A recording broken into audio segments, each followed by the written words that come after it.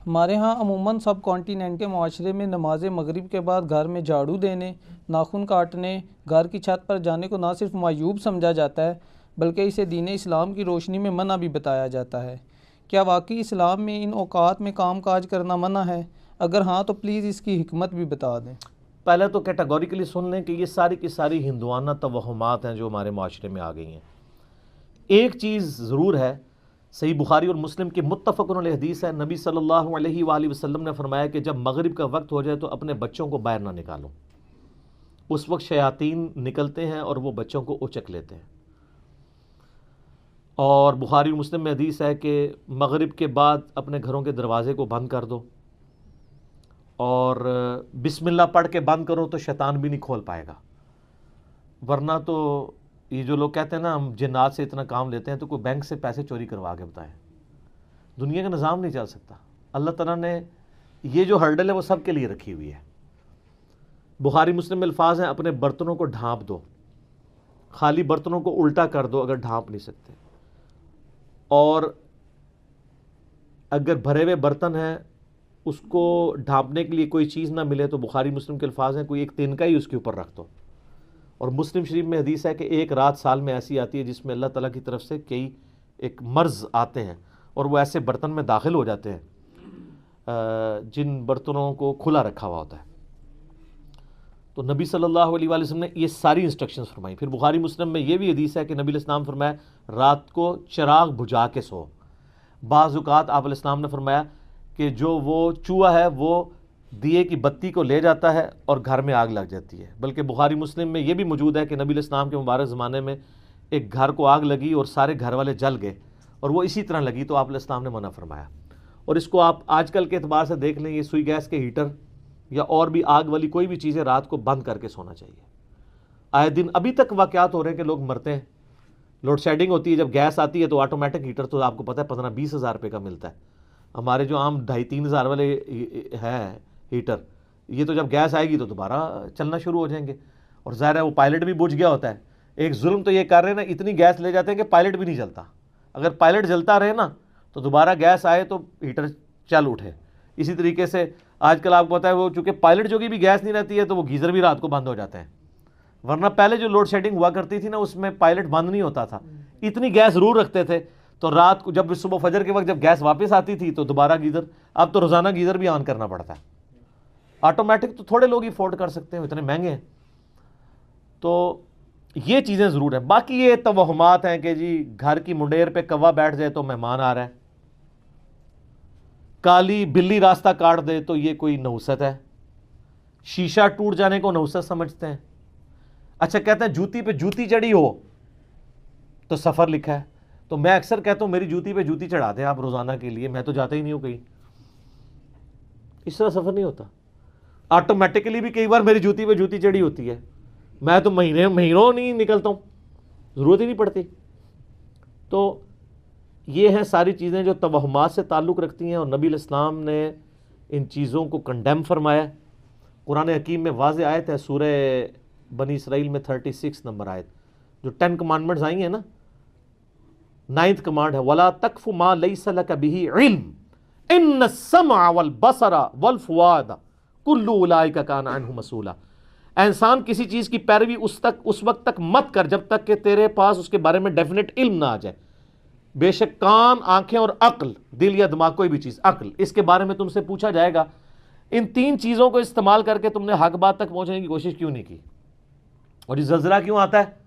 اور یہ گائے نے ایک سینگ کے اوپر زمین اٹھا رکھی ہے، جب تھک جاتی ہے دوسرے پہ اٹھاتی ہے تو زلزلہ آ جاتا ہے۔ اب یہ توہمات ہیں، وہ کتنی بڑی گائے ہے، کدھر ہے، سب جھوٹ ہے۔ اسلام ان چیزوں کو نہیں مانتا، یا سائنس پروف کر دے مانیں گے۔ ایکوائرڈ نالج بھی ڈیفینیٹ ہے، ریویلڈ نالج بھی ڈیفینیٹ ہے، لیکن ایکوائرڈ نالج وہ جو یعنی سرٹیفائیڈ ہو تجربات سے۔ مثلا یہ چیز بالکل اسٹیبلش ہے کہ پیٹرول سے آگ بھڑکتی ہے، کبھی ایسا نہیں ہوا کہ آگ کے اوپر پیٹرول پھینکا جائے تو پانی کی طرح اس کو بجھا دے، تو یہ بالکل definite physical phenomena of nature ہے۔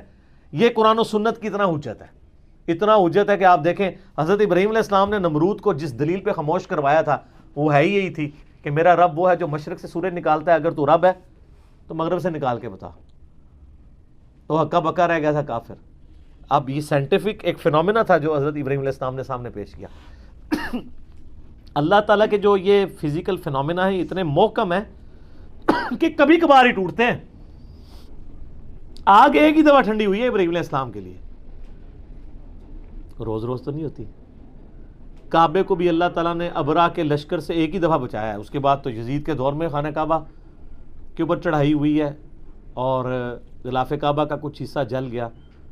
اس کے بعد پھر حجاج بن یوسف کی چڑھائی کے دوران خانہ کعبہ کی دیواریں منہدم ہو گئیں، کچھ نہیں ہوا. واقعہ حرہ میں مدینہ شریف کی حرمت پر مال ہوئی. دنیا بقدر ایفرٹ ہے. آپ لاکھ کہتے ہیں بزرگوں نے دنیا کا نظام سنبھالا ہوا ہے، کوئی فرق نہیں پڑتا. یہ چیزیں بقدر ایفرٹ چل رہی ہوتی ہیں. باقی یہ جتنے توہمات ہیں کہ شام کے وقت جناب وہ آپ جھاڑو نہیں دے سکتے، بھئی کیوں نہیں دے سکتے؟ کامن ہے. ناخن نہیں کاٹ سکتے. اور میں نے تو گھروں میں لڑائیاں ہوتی دیکھی ہیں اس بات کے اوپر. خاوند بیویوں کو ڈانٹ رہے ہیں، مائیں بچوں کو ڈانٹ رہی ہیں رات کے وقت کو ناخن کاٹ لے، اور ان سے یہ پوچھیں کہاں لکھا ہوا ہے تو نہ ان کو پتا نہ ان کو بتانے والوں کو پتا. سارے سنا کے سننی ٹنی پڑھا کے سننی بنو. اسلام میں کوئی ایسی چیز نہیں ہے کہ آپ اس کی بنیاد کے اوپر لوگوں کو مصیبت میں ڈال دیں. جو چیزیں منع کرنے والی تھی وہ کر دی گئی ہیں. وہ میں نے آپ کو بتا دیا کہ رات کے وقت بچوں کا نہیں نکالنا آپ نے، مغرب کے وقت وہ ساری چیزیں اپنی جگہ موجود ہیں. اچھا ہوتی کوئی یعنی 10 چیز موجود ہے، اس کے ساتھ صفر لگا کے اس کو 100 کر دیتے ہیں، کوئی اور صفر لگا کے 1000 کر دیتا ہے. اس طریقے سے بڑھاتے چلے جاتے ہیں، غلوف کرتے جاتے ہیں. حقیقت میں وہ چیز بڑی تھوڑی ہوتی ہے. اس طریقے سے دین میں خود ایگزیجریشن کرنا، لڑائی جھگڑے کرنا. بھائی صفائی تو نصف ایمان ہے. صحیح مسلم میں 534 نمبر حدیث ہے، صفائی نصف ایمان ہے. وہ صفائی کے لیے کوئی ٹائمنگ نہیں بتائے گی، جس وقت مرضی آپ کریں صفائی. اچھا جن چیزوں میں ٹائمنگ بتائی تھی اس میں کوئی فالو نہیں کرتا. سورہ نور اٹھا کے دیکھیں، اللہ تعالیٰ نے 3 اوقات میں کسی کے گھر جانے سے منع فرمایا: ارلی ان دا مارننگ، دوپہر کے وقت اور رات کے وقت. تو مجھے تو بڑا غصہ آتا ہے ایسے لوگوں پہ جو عشاء کے بعد جو ہے وہ مہمان بن کے تو منہ اٹھا کے آ جاتے ہیں. تو میں تو بالکل اسٹریٹ فارورڈ ہوں. میں دروازے پہ آ کہتا ہوں نہیں میرا ٹائم نہیں جی، انشاءاللہ پھر ملیں گے. اس کو لوگ بد اخلاقی سمجھتے ہیں، حالانکہ یہ عین اخلاق ہے، یہ میرا حق ہے. مس بیل نے بار بار دینا ایک بہت ہے. مجھے ضرورت ہوگی میں دوبارہ کال کر لوں گا، اگر نہیں کرنی 50 کے بعد بھی نہیں کروں گا. آپ کو کسی نے حق نہیں دیا کہ آپ میری زندگی میں انٹرفیئر کریں. بخاری مسلم میں حدیث ہے، نبی علیہ السلام فرمایا اگر کوئی کسی کے گھر میں جھانک رہے نا اور وہ آگے سے نیزہ مار کے اس کی آنکھ بھی نکال دینا، اس پہ کوئی قدغن نہیں ہے. آپ اسے بد اخلاقی سمجھیں گے کہ یار وہ جھانکنے سے کیا ہو گیا تھا، آنکھ نکال دی. بھئی اسلام تو یہی کہتا ہے، سختی ہے. خود نبی علیہ السلام نے ایک صحابی کو یہ کہہ دیا تھا کہ اگر میں جان رہا ہوتا تو میں تیرے ساتھ کر دیتا. حتیٰ کہ بخاری مسلم میں یہ بھی حدیث ہے کہ دروازہ کھٹکھٹاؤ، دستک دو، جواب آ جائے تو ٹھیک 3 دفعہ، ورنہ واپس چلے جاؤ، اس بات کا برا بھی نہ مانو. یہ کیوں ہے؟ کوئی اگلے کی مرضی نہیں ہے، نہیں ملنا چاہتا آپ سے، کیوں آپ اس کو مجبور کر رہے ہیں؟ تو یہ سب کی سب چیزیں ہمارے معاشرے میں توہمات چل رہی ہیں. انہی میں سے یہ بھی ہے. اسلام یا ایکوائرڈ نالج کو مانتا ہے یا ریویلڈ نالج کو. سر پھر گورے کو اسلام ہے نا. گورے کو آپ کہہ دینا کالی بلی آگے سے راستہ کاٹ دے تو نوست ہے، وہ مانے گا؟ ایمانداری سے مجھے بتائیں. نان سینس، کیا بات کر رہے ہو؟ نہیں مانے گا. آپ کے اعتقادات جو ہیں وہ گوروں سے بھی گئے گزرے ہیں.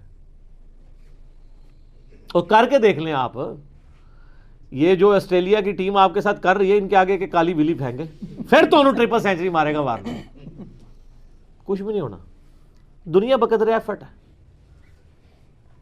اس طرح سے کچھ بھی نہیں ہونا. ساری کی ساری چیزیں توہمات ہیں. ٹھیک ہو گیا؟